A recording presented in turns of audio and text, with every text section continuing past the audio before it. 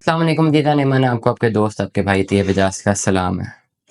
Different बच्चे मुझे रब्ता करते हैं, जी हमने यूएसए जाना है पढ़ने के लिए, तो क्या क्या हमारे पास मामलात होने चाहिए, गैप होना चाहिए कि नहीं होना चाहिए। गैप का मतलब ये है कि आपने ग्रेजुएशन की, ग्रेजुएशन के बाद मास्टर्स, अभी तक आपने मास्टर्स में दाखिला नहीं लिया और 3 साल हो गए, 4 साल हो गए। यूएसए के केस में 4 से 5 साल तक का गैप चलिए अफोर्डेबल है। आपने एफएससी की, एफएससी के बाद आपकी ग्रेजुएशन हुई, अगर आपने स्टूडेंट वीज़ा पे जाना है और गैप है, सो ग्रेजुएशन के बाद 5 साल तक का गैप भी अगर है तो ठीक है, चल जाए। लेकिन ये मत कह दीजिएगा कि जी एफएससी की हुई और 5 साल तक पढ़ाई नहीं और फिर जो है ग्रेजुएशन के लिए जाना है, वहां पे आपका केस कमजोर पड़ सकता है। आपने ग्रेजुएशन की हुई है, 4-5 साल का गैप ले लिया, चले मेक सेंस, मास्टर्स के लिए जाना है, हायर स्टडीज के लिए जाना है, जाया जा सकता है। आपके पास होना क्या क्या चाहिए, ये बड़ा इंपॉर्टेंट। सबसे पहले ये पूरे प्रोसेस के लिए आपके पास 20 से 22 लाख रुपया या मे बी 23 लाख रुपया कैश इन हैंड होना चाहिए आपकी पॉकेट में। आपने वो पैसे मुझे नहीं भेजना है, ठीक है, लेकिन आप जितना प्रोसेस करेंगे आपके पास वो पैसे होने चाहिए। मुझे अक्सर बच्चे रब्ता करते हैं, जी हमें ये बताएं वो बताएं, कैश इन हैंड उनसे अरेंज नहीं हुआ होता। जब तक आपके पास कैश इन हैंड अरेंज नहीं है, आपको स्टेप बाय स्टेप हर जगह पे अपनी फीस पे करनी है, आपको हर चीज पे आपको अपने पैसे पैसे देने हैं, इवन अपने फ्लाइट्स करवाने उसके पैसे देने हैं, सब चीजें आपको देने हैं।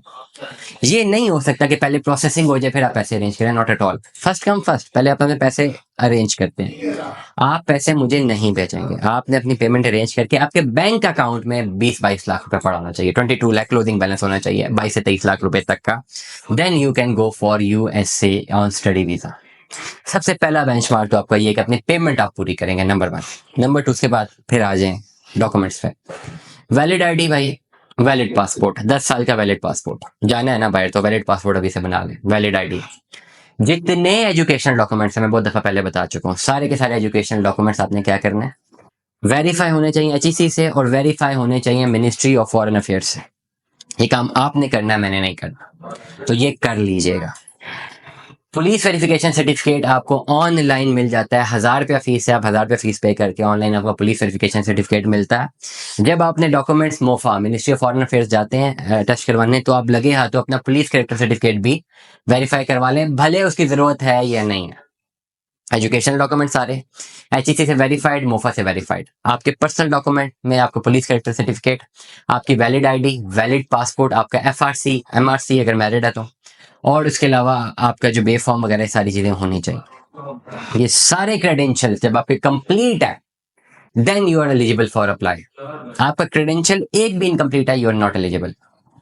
आपने जाना है स्टडी वीजा पे, तो मैं आपको मार्क करूंगा कि आप यूएसए जाएं, यूनाइटेड स्टेट्स में जाएं, वहाँ पे अपना 4-5 साल का जो करियर है वो बनाएं स्टडी का। वहाँ पे काम आप पढ़ें, डेफिनेटली वहाँ पे काम आपको डायरेक्टली अलाउ नहीं होता, आप बैंक अकाउंट में तो पैसे नहीं ले सकते। But if you go for the IT या आप बिजनेस की स्टडीज़ के लिए जाते हैं और वहाँ पे अपना करियर बनाते हैं, तो 5 साल की स्टडीज़ के बाद आगे अगर आप वर्क परमिट अप्लाई करने की कोशिश करते हैं और मिल जाता है, ओवरऑल ये 5 साल का वीज़ा होता है, it is the best thing for you. आप इसको एग्जीक्यूट ज़रूर कर सकते हैं। वो तमाम तर बच्चों को एड्रेस कर रहा हूँ जिन्होंने एफएससी की है, कोई गैप नहीं है, जिन्होंने ग्रेजुएशन किया, मास्टर्स किया, जिनका प्रॉपर गोल है जाके स्टडी करना और अपना करियर बनाना, तो I think USA is the best option for you to go over there. दुआ में याद रखिएगा, अपना बहुत सारा ख्याल रखिएगा। Stay tuned with us.